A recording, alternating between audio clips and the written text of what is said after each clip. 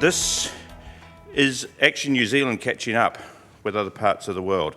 If we just reflect slightly, literature and medicine have gone together. When medicine became a science and moved away from mythology and superstition, it's interesting that at the same time, doctors, as novelists, as architects of literature, took off. So they went hand in hand. Keats trained as a doctor and wrote some really beautiful odes, some poetry. He died before he practiced, and just wonder whether, if he'd been in medicine, what he would have observed and written about. But there are also a lot of famous novelists who are doctors. And there are many parts of the world where there are strong departments of medical humanities. There are even journals, several journals. In fact, the journals have been published long enough, there has now been meta-analysis of medical literature.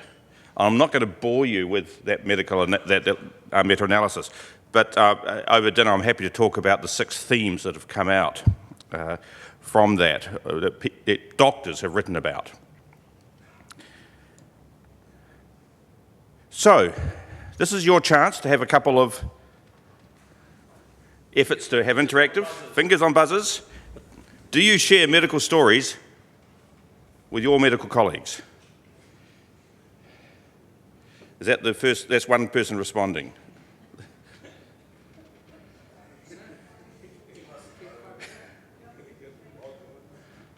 Okay. So do you share your medical stories, the stories of your medical life, with your medical colleagues? Well, it looks like that's pretty good. How's that response going, Lauren?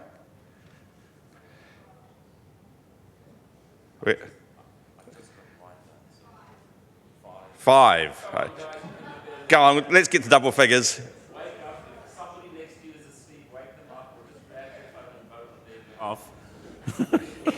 Okay, 97. All right. Okay. So if there's an occasional no, means we've got a real. This is real now. Okay. So some of you don't. All right.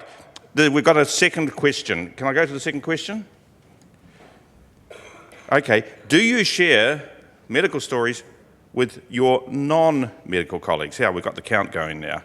Oh wow! Like you're really getting into this. Yes.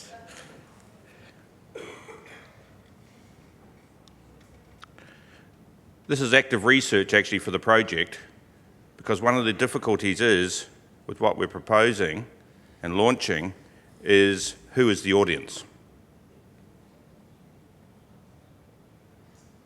Let it go for another 15 seconds. Right. Okay. All right.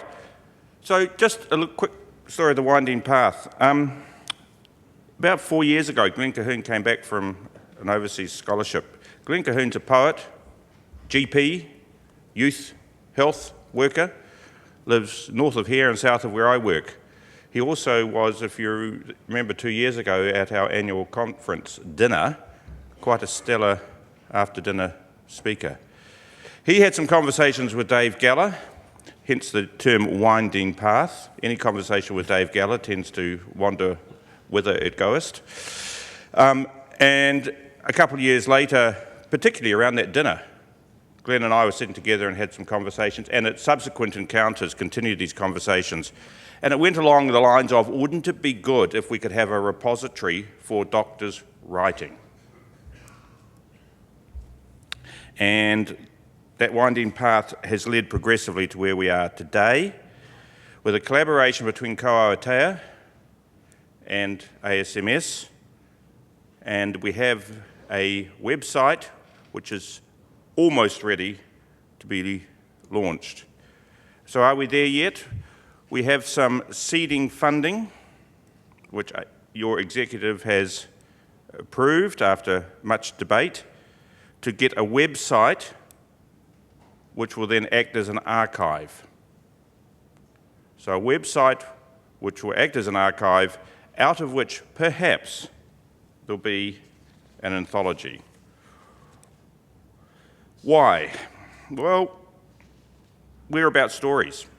Stories sit at the centre of your life and your work. Patients tell you stories, and you tell them stories. You tell them about drugs, but you don't actually tell them about the pharmacology or the pharmaceuticals. You tell them a story. You make up something that suits them as to why the drug might work, or why a procedure or a process, or even an investigation might work. You actually translate the technology into a language that they can understand. You tell them a story, and sometimes it's a fib, but you tell them a story. And the stories that they tell you are powerful subjective things. In fact, we take their narratives and attempt to calibrate what they are telling us with our held beliefs and our held myths and our held shibboleths. And we calibrate against that and say, yes, you've got this or that, and I can give you the other. And that's how we live our lives. And so Glenn and David and myself have been keen that we have some place to download our joys, download our sorrows, our frustrations, our angst, and also the wonder that our job can bring.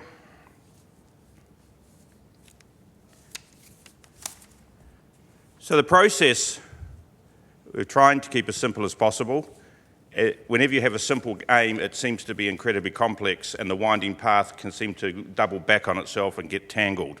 But we want a process where you send your stories. So you've got a simple story, it can be a scrap, it can be a jotting, it can be something you've written down, it can be 5,000 words.